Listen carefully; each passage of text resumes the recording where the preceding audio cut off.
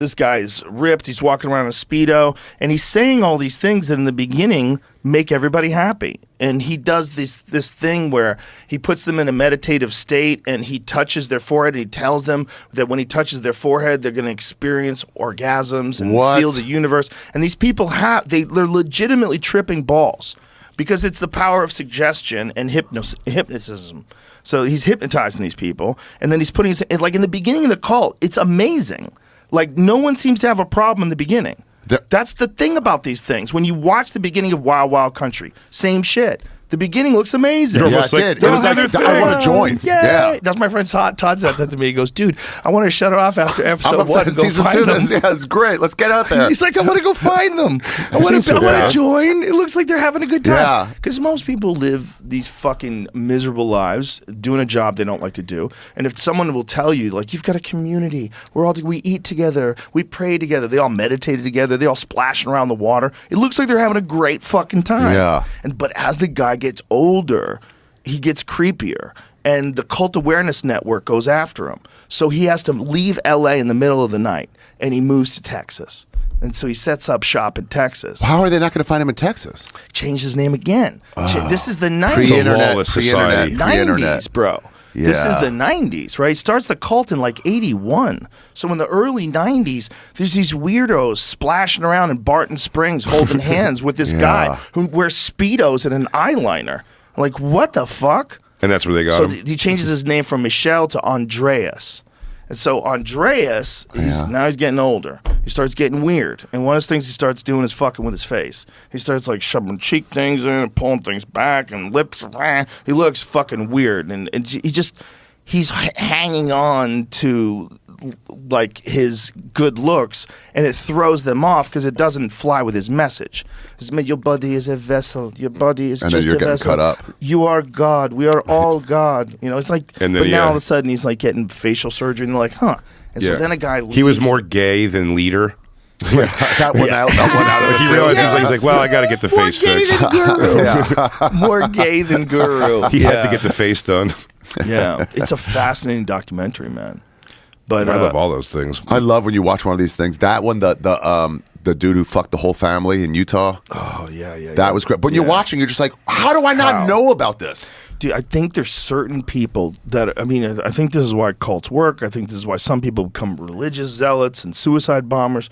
There's certain people that are just fucking really gullible, man. Yeah. You can get them.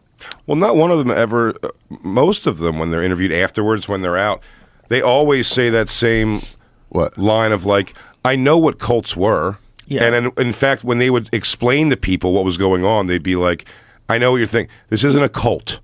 It's just a bunch of people living together, dressing the same, doing whatever, you know. Like they talk about it in the documentary. They explain a cult while they keep telling you, like, it's not that. We just all eat out of the same tray. We don't eat protein. In the documentary, they were saying, well, they were joking around that everybody thinks it's a cult. And they're like, well, if we're in a cult, at least we're in a good one. And it was for a long time until one guy leaves the cult and sends out a mass email.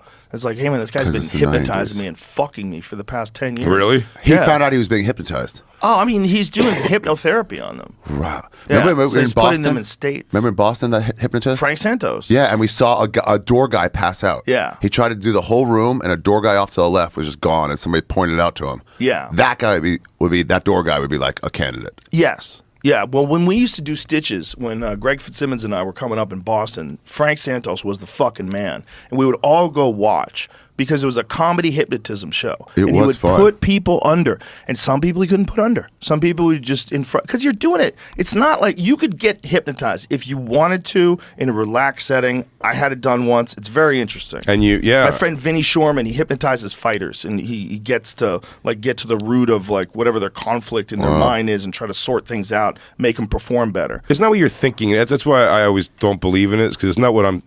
They're not like, you know, and your eyes are open, like, walk that way. Maybe not you. Here's my concern. Maybe some people, you can do that too. Yeah. This is what I think. I think what I experienced was like a different state of mind. Mm-hmm. It seemed like, I'm like, wow, this is like a drug. Like I'm on a drug. I mean, this is very strange. But it was very pleasant, and it was very I was present and pleasant. It was like I was right there, and I was like looking at things from a different angle. It's almost like I had removed some layers of clothing that was like my conditioning in life. I got to look at things. I'm like, this is very much like a psychedelic drug. Someone described to me once, or I heard, actually I think it was on Howard Stern also, a hypnotist that came on that does their thing, said this is essentially in a level hypnotizing. If they're listening to this while driving in a car, it lulls you, and they're just like not even thinking, they're just kind of like.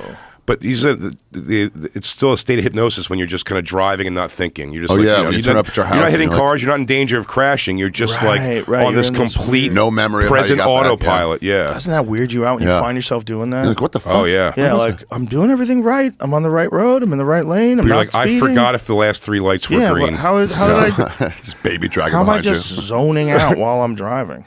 You're like, those last lights were green, right? Dude, I'm not it's crazy. so frustrating watching people text and drive. You watch them weave into the lane. Like, pull your fucking phone You down can when see you it. drive. You can see it ahead. You're like, that's a texter for sure. 100%. I always want to pull up to him.